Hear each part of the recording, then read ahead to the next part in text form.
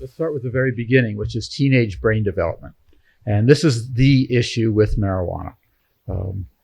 So this is brain development. There's really two phases to it, age 0 through 10, and then the teenage years. And it's totally different.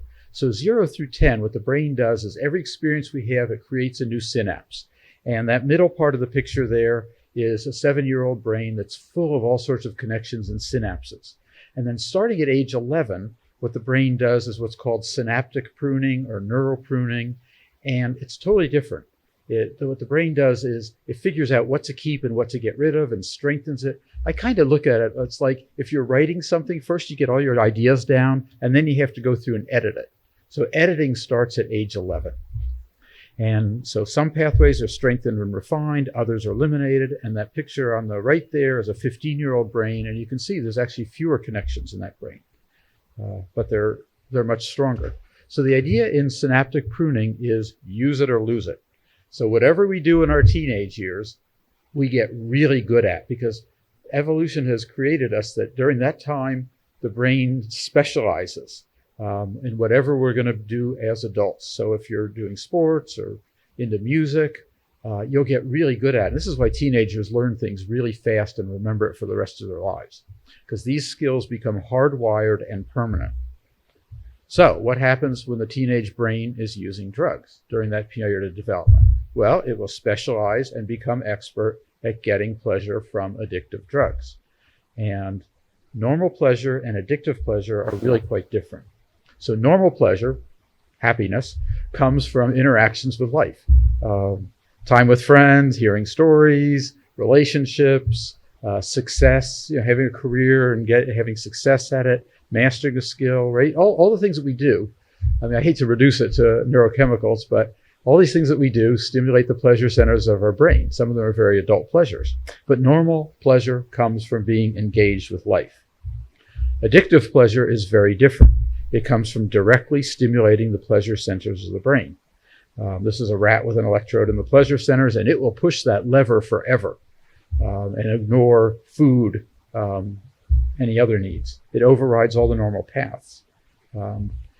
Drugs are basically a short circuit. They stimulate the pleasure centers.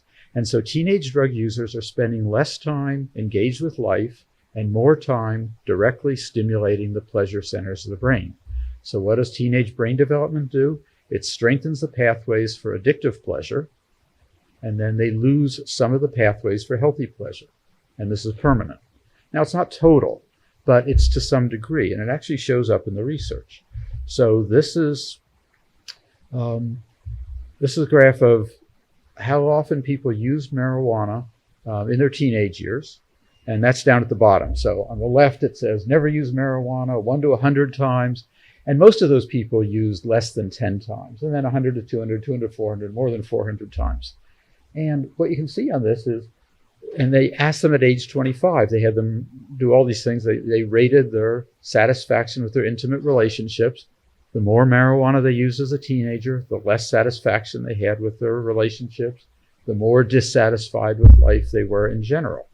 And that's because, I think we don't know this for certain, but that's probably because their brains are altered from the teenage marijuana use, and they lost some of that ability to get pleasure out of life.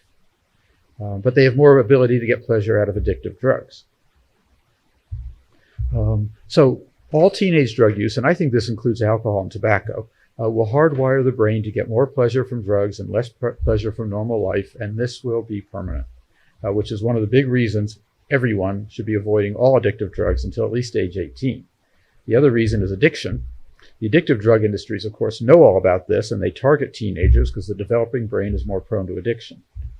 I don't know if I have to stress it with this group, but often when I'm talking to people, I have to remind them, addiction is biological, it is hereditary. There's a lot of people who really don't like this. There's certain people just hate the idea, partly because they want to blame addicts or insist that self-control works, but the research all points to the disease concept, and it's a lot easier to treat people that way. Anyway, a lot of marijuana users insist that marijuana is not addictive. I mean, people come to me because they can't stop smoking pot. That's pretty much says it's addictive. But there's a study done by Alex Budney back in '98, and He put an ad in the paper in Burlington, Vermont for people who couldn't stop marijuana, and he got a lot of responses. And they all had really typical symptoms of addiction. They continued to use despite having problems. They kept trying to quit or cut down. The biggest symptom of pot addicts is they spend all their money on marijuana. That's the one I hear all the time from them. And then they don't do things where they can't smoke pot or can't get high. And there's a withdrawal syndrome, which includes irritability and insomnia.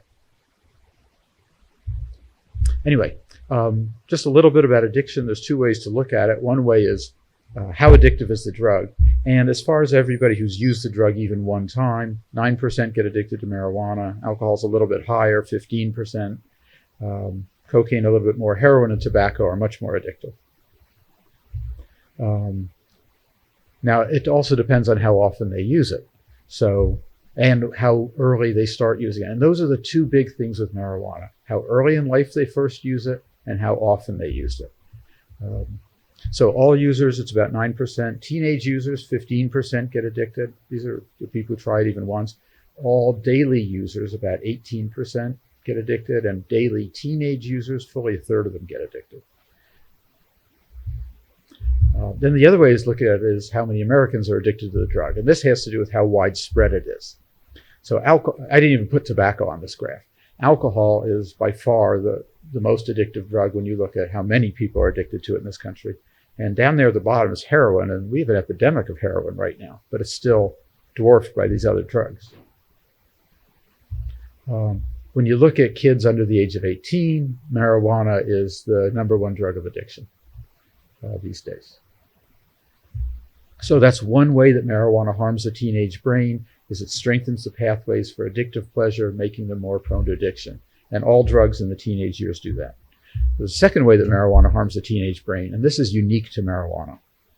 Marijuana is actually similar to the neurotransmitters that run teenage brain development. And so marijuana disrupts synaptic pruning. So people who are smoking marijuana in their teenage years, like some of us did, will have altered brain development. Some of the pathways that aren't used will remain, even though they're not being used in the teenage years. Some useful ones might be eliminated or else not myelinated and not reinforced well. And this shows up on brain scans. People use marijuana. All these studies are in fine print down here.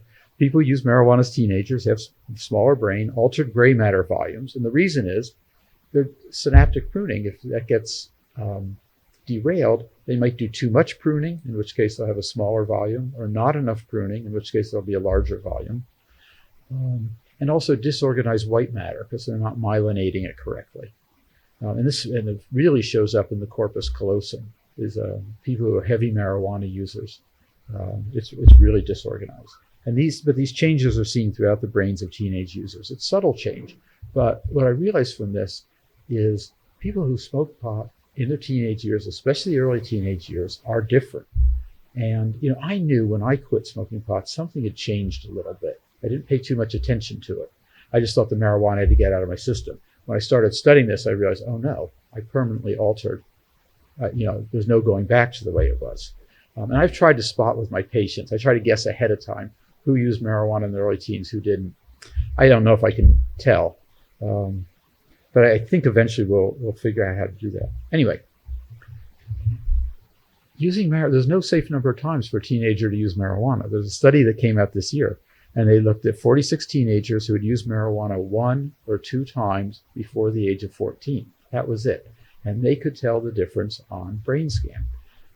They had larger gray matter volumes, and that's because it disrupted synaptic pruning.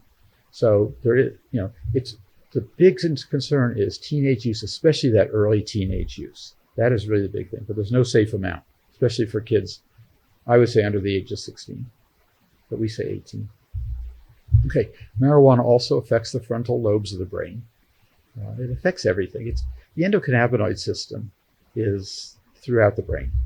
But the frontal lobes run executive function, which is our ability to think and plan and strategize, all these human things we do that allow us to make decisions and not kind of live like animals.